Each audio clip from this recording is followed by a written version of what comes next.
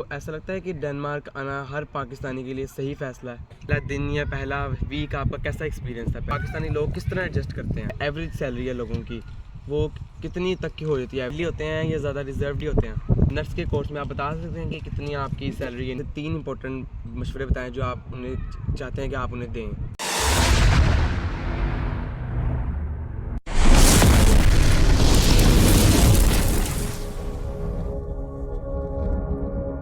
अस्सलामुअलैकुम friends, we are back with a brand new vlog. उम्मीद है आप सब लोग खैरियत से होंगे। आज का व्लॉग थोड़ा डिफरेंट होने जा रहा है, आपको टाइटल देखे तो पता लग ही गया होगा। तो बगैर किसी टाइम को वेस्ट किए अपनी वीडियो को शुरू करते हैं।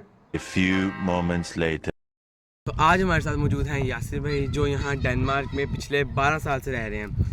तो आज हम उनके सफ़र की कहानी, डेनमार्क में किस तरह आए, डेनमार्क में उन्होंने किस तरह स्ट्रगल की, ठीक है, नए आने वाले लोगों के लिए क्या एडवाइस है, उसके अलावा उनकी सारी कहानी आज हम लोग उन्हीं की ज़ुबानी सुनेंगे। अस्सलाम वालेकुम। वालेकुम सलाम। कैसे हैं आप? अल्लाह का शुक्र, ठीक ठाक। आप सुनाओ? जी मैं भी ठीक, अल्लाह का शुक्र।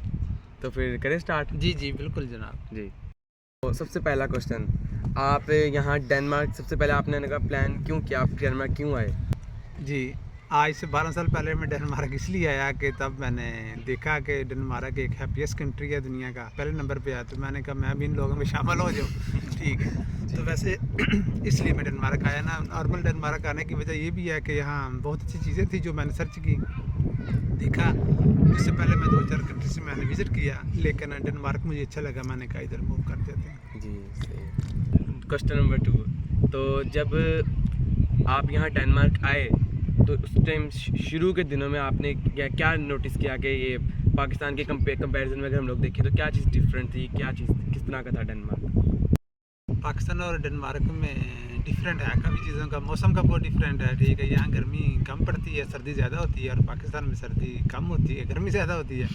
ठीक है, और यहाँ सफाई का बहुत ज़बरदस्त सिस्टम है। ठीक है, देखे ना, कोई गंद शायद नहीं पड़ा होगा, और लोग जो पब्लिक है वो अपने मुल्क का ख्याल रखते हैं, अपनी इन चीज़ों का ख्याल रखते हैं और अच्छे तरीके से इस्तेमाल करते हैं। पाकिस्तान में ये होता है कि अगर ट्रेन है या बस है सरकारी है, जो भी उसकी सीटें फाड़ देते हैं उस पर, बस वो चीज़ें ठीक नहीं रखते ना, लेकिन अपनी चीज़ों का ख्याल नहीं रखते। ठीक है, लेकिन डेनमार्क में ये होता है कि अपनी चीज़ों का बहुत ख्याल रखते हैं। जी, तो जब आप यहाँ डेनमार्क आए तो उस दिन यानी कि पहला दिन या पहला वीक आपका कैसा एक्सपीरियंस था पहले हफ्ते का?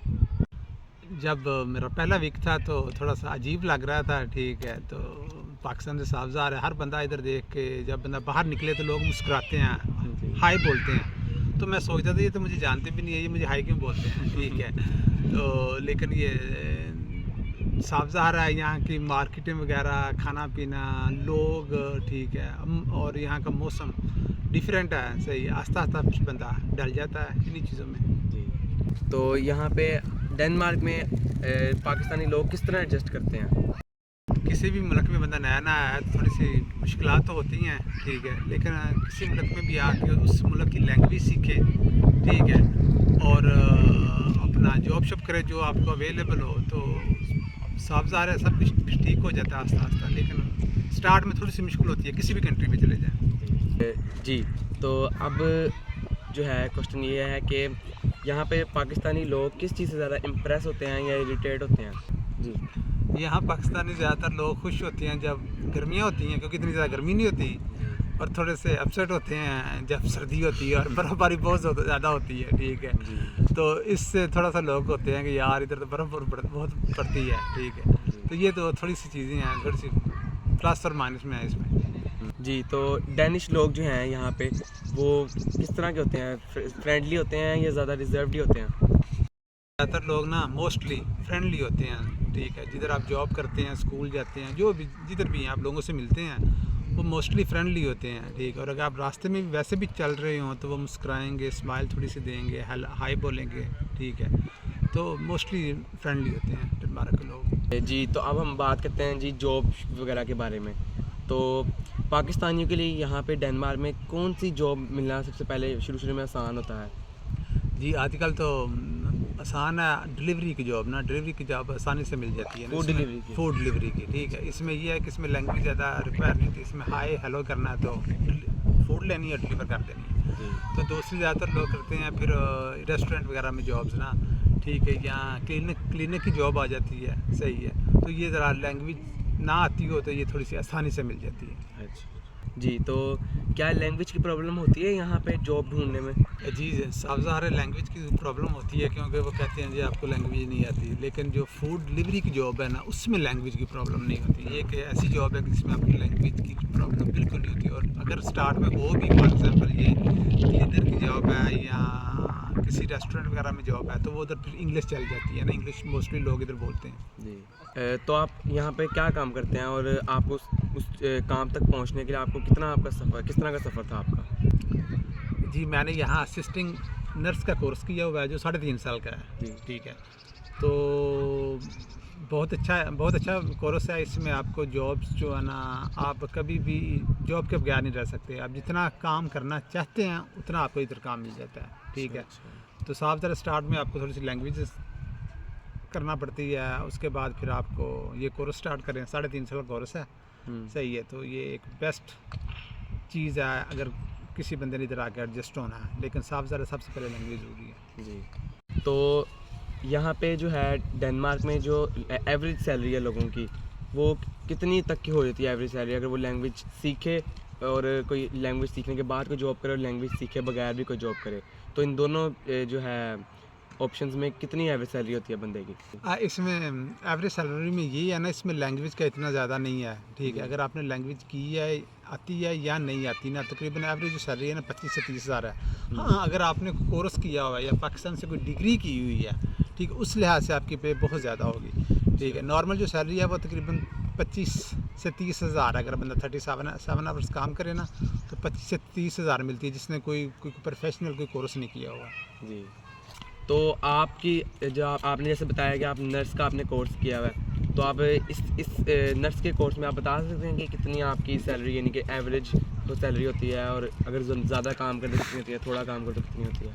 इसमें ये है ना कि मैंने असिस्टेंट नर्स का काम ये स्टडी की है डेनमार्क से 3.5 साल की।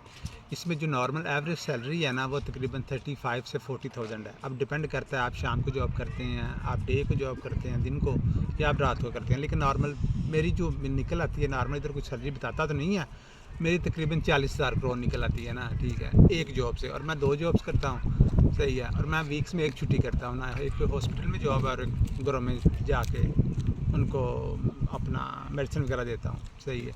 तो वो तकरीबन मेरी जो है 70 से 80 हज़ार के दरमियान निकल आती है ना, विद स्कैट में बता रहा हूँ, सही है।